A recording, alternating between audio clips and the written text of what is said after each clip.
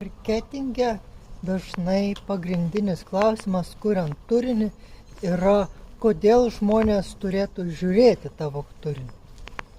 Tai jau ne kartą esu minėjęs savo pokalbiuose, kad mano turinys yra apie Klaipėdą.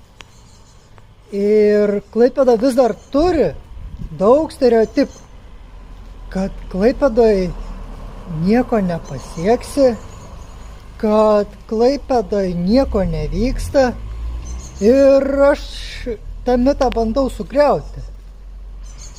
Ir tie žmonės, kurie ateina pasidalinti savo istorijomis, jie liudija, kad yra kitaip, kad Klaipėdą verta rinktis ir kad tu gali pasiekti ir Klaipėdoje kažką.